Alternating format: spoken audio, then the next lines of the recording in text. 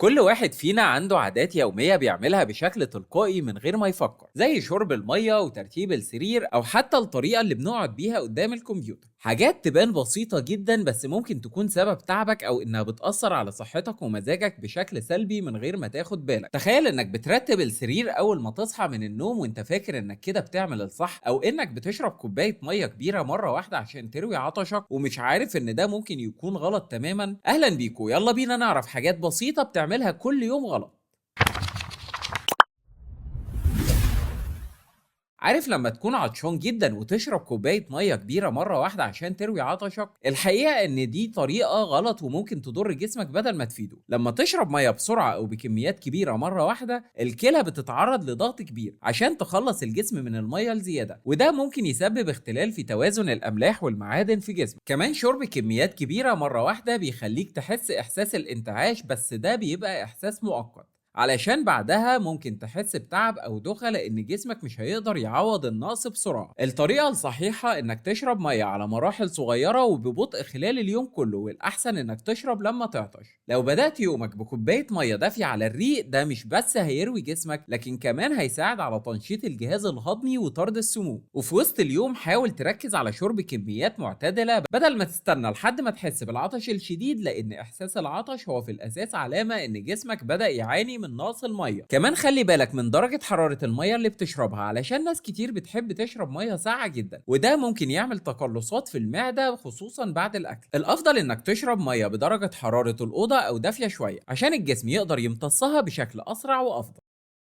كتير مننا أول حاجة بيعملها بعد ما يصحى من النوم هي ترتيب السرير عشان المكان يبقى شكله منظم ونظيف، ودي عادة بنعتبرها إشارة إن اليوم بدأ صح. لكن الحقيقة العلمية بتقول إن ترتيب السرير أول ما تصحى ممكن يكون ليه تأثير سلبي على صحتك أكتر مما تتخيل. ليه؟ لما بتنام جسمك بيفرز عرق بشكل طبيعي طول الليل، والمرتبة والملايات بتمتص جزء من الرطوبة دي. كمان السرير بيكون معرض لحشرات التراب اللي بتحب الأماكن الرطبة والدافية، فلما ترتب السرير على طول بعد ما تقوم بتكون بتحبس العرق والرطوبة جوه المراتب والملايات، وده بيخلق بيئة مثالية لتكاثر الحشرات والبكتيريا. طب والنتيجة ممكن يسبب لك مشاكل صحية زي الحساسية أو ضيق التنفس من غير ما تاخد بالك. الأفضل إنك تسيب السرير مكشوف لمدة 30 دقيقة على الأقل بعد ما تصحى عشان الهواء يجدد المكان والرطوبة اللي تراكمت طول الليل تتبخر. ولو عندك شباك قريب من السرير افتحه وخلي الشمس تدخل الأوضة، لأنها بتساعد على قتل البكتيريا وحشرات التراب، والشمس بتعتبر مطهر طبيعي، ودي حاجة بسيطة لكن فعالة جدا. وكمان حاول تغير الملايات بشكل دوري، والأحسن تبقى مرة كل أسبوع لو بتتعرض لعرق كتير أو الجو حر.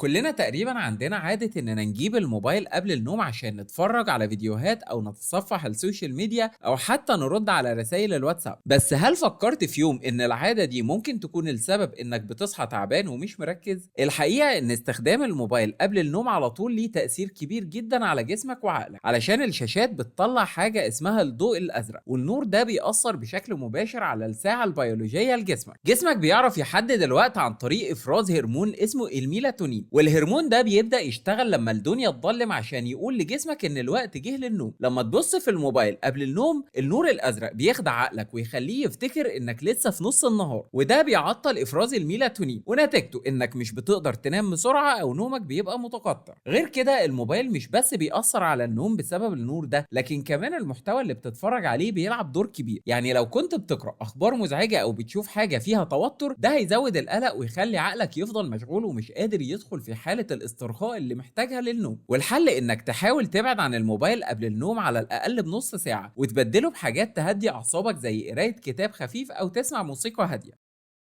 غسيل الأسنان حاجة بنعملها كل يوم وبنعتبرها حاجة بسيطة، لكن الغريب إن معظم الناس بيغسلوا أسنانهم بطريقة غلط من غير ما ياخدوا بالهم، وده ممكن يعمل مشاكل على المدى الطويل. واحدة من أكتر الأخطاء الشائعة هي إن الناس بتغسل بسرعة جدا أو بتضغط جامد على الفرشة فاكرين إن ده هيشيل أي بقايا أكل، لكن الحقيقة إن الطريقة دي مش بس مش فعالة، لكن هي ممكن تضر أسنانك ولثتك. لما تضغط جامد وإنت بتغسل سنانك، ده ممكن يعمل تآكل لطبقة المينا اللي بتحمي الأسنان، والمينا الطمأنينة دي زي الدرع اللي بيمنع التسوس، ولما تتاكل أسنانك بتبقى حساسة جدا، وده بيخلي حتى الأكلات الباردة أو السخنة مؤلمة ليك. كمان الضغط الزايد ممكن يجرح اللثة ويخليها تنزف أو تتجرح، وده بيبين الجدر بتاع السنة وبيعمل ألم مزمن. كمان في ناس بتفتكر إن غسيل الأسنان بسرعة كفاية وبتخلص في أقل من دقيقة، لكن الحقيقة إنك محتاج تغسل سنانك لمدة دقيقتين على الأقل عشان تضمن إنك وصلت لكل الزوايا والأسطح. وركز على إنك تقسم وقت الغسيل بين الجنب اليمين والجنب الشمال والأسنان اللي قدام واللي ورا. ومن الأخطاء الشائعة كمان هي اختيار فرشة أسنان خشنة. الناس بتفتكر إن الفرشة الخشنة بتنظف أحسن، لكن الحقيقة إنها ممكن تجرح اللثة وتضعف الأسنان. الأفضل دايما تختار فرشة ناعمة لأنها بتنظف الأسنان من غير ما تسبب أي ضرر. غير كده استخدام معجون الأسنان برضو ليه طريقة، يعني مش لازم تحط كمية كبيرة من المعجون لأن نقطة صغيرة كفاية لتنظيف كل أسنانك.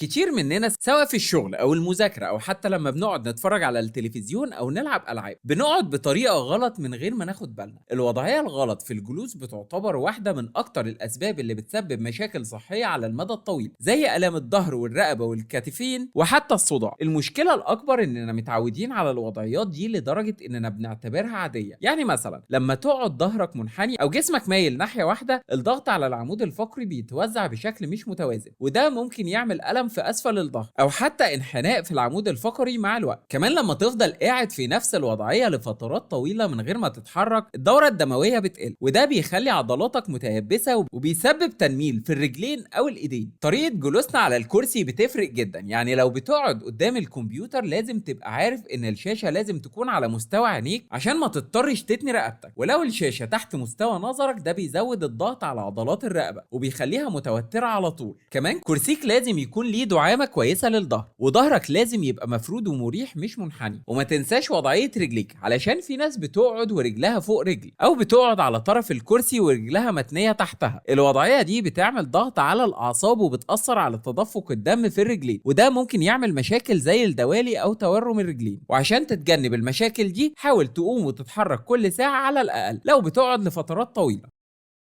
بس كده خلاص، مستنيينكم تكتبوا لنا في التعليقات ايه المعلومات اللي كانت بالنسبه لك جديده ومذهله، وايه المعلومات اللي دايما بتدوروا عليها ومش لاقيينها علشان نتكلم عنها في الحلقات اللي جايه. اهم حاجه ما تنساش تعمل لايك وسبسكرايب علشان يوصلك كل جديد، واستنونا الحلقه الجايه.